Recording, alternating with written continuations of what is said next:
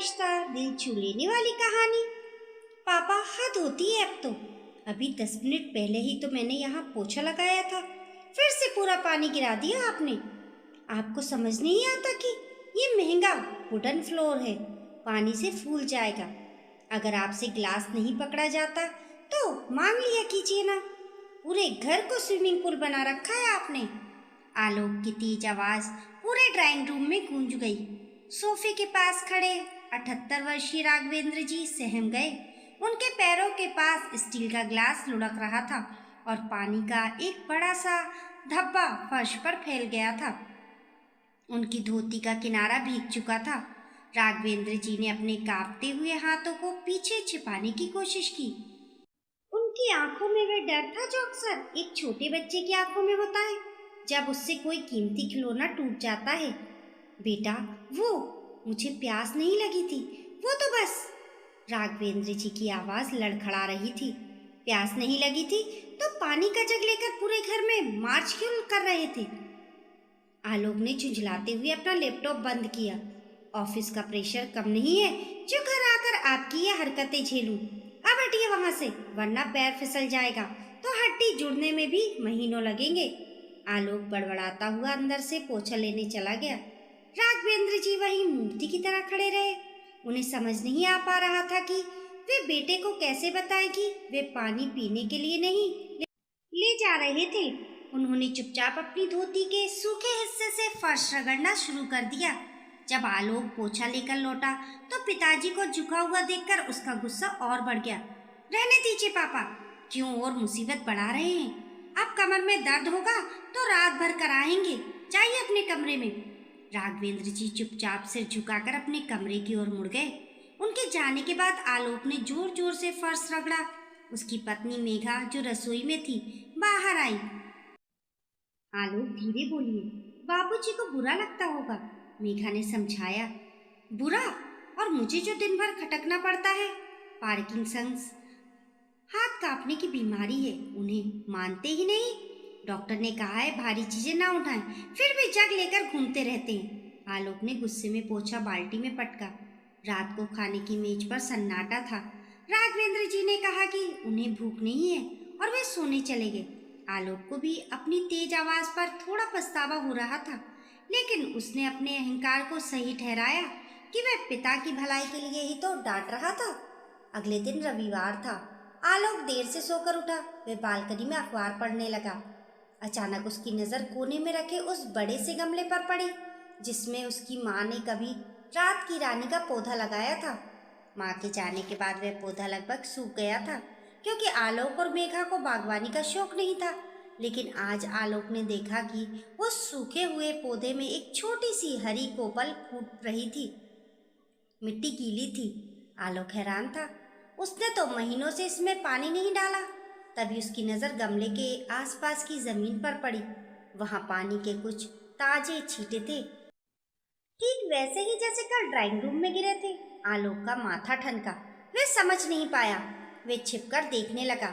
थोड़ी देर बाद राघवेंद्र जी अपने कमरे से निकले। उनके हाथ में वही स्टील का ग्लास था, पानी से लबालब भरा हुआ। उनके हाथ बुरी तरह कांप रहे थे। हर कदम पर थोड़ा पानी झलककर फर्श पर गिर रहा था। वे धीरे धीरे बहुत संभल कर बालकनी की ओर बढ़ रहे थे। आलोक के कदम जमीन में गड़ गए। वे सांस रोके देखता रहा। राघवेंद्र जी बालकनी तक पहुंचे। उनका पूरा शरीर हिल रहा था, लेकिन उनका ध्यान सिर्फ उस गमले पर था। उन्होंने कांपते हाथों से गिलास का बचा खुचा पानी उस पौधे में डाल दिया। फिर उन्होंने पौधे के सूखे पत्तों को ऐसे सहलाया जैसे किसी बच्चे का गाल सहला रहे हो। बस थोड़ा और बेटा, तेरी माँ को ये पौधा बहुत पसंद था। मैं इसे मरने नहीं दूंगा। जब तक मेरे हाथ चल रहे हैं इसे प्यासा नहीं रहने दूंगा। राघवेंद्र जी बुदबुदा रहे थे। आलोक को ऐसा लगा जैसे किसी ने उसके सीने पर हथौड़ा मार दिया हो। कल का दृश्य उसकी आंखों के सामने घूम गया। पिताजी पानी पीकर गंदगी नहीं फैला रहे थे, वे अपनी पत्नी आलोक की माँ की आखिरी निशानी को जिंदा रखने के लिए अपने बुढ़ापे से लड़ रहे थे। वे जानते थे कि अगर उन्होंने आलोक को बताया तो आलोक कहेगा, छोड़िए पापा, सूख जाने दीजिए, नया ले आएंगे। लेकिन उनके लिए वह सिर्फ एक पौधा नहीं था, वे माँ की यादें थी और उस पानी के हर छींटे में जो फर्श पर गिरता था उनका प्रेम और समर्पण छिपा था, जिसे आलोक ने गंदगी का नाम दे दिया था। आलोक की आंखों से आंसू बह निकले। वह दौड़कर बालकनी में गया। पापा! राघवेंद्र जी घबरा गए। गिलास उनके हाथ से छूट गया और फिर से पानी फैल गया। वे डरकर पीछे हट गए। बेटा, वो मैं बस। इससे पहले कि वे कोई सफाई देते, आलोक ने अपने पिता के कांपते हुए हाथों को अपने हाथों में थाम लिया। पापा लाइए, मैं साफ कर देता हूँ। आलोक की आवाज़ भर्राई हुई थी। राघवेंद्र जी हैरान होकर बेटे को देखने लगे। पापा, मुझे माफ़ कर दीजिए। आलोक घुटनों के बल बैठ गया और पिताजी के पैरों के पास गिरे पानी को अपनी महंगी टी शर्ट से पोंछने लगा। मैं अंधा हो गया था। मुझे फर्श पर गिरा पानी तो दिखा, लेकिन आपकी आंखों में जमा पानी नहीं दिखा। राघवेंद्र जी झुककर बेटे को उठाया और गले लगा लिया। उनका शरीर अभी भी कांप रहा था, लेकिन अब डर से नहीं बल्कि भावनाओं के सैलाब से। कोई बात नहीं बेटा, उन्होंने धीरे से कहा। बूढ़ा हो गया हूं ना, हाथ साथ नहीं देते।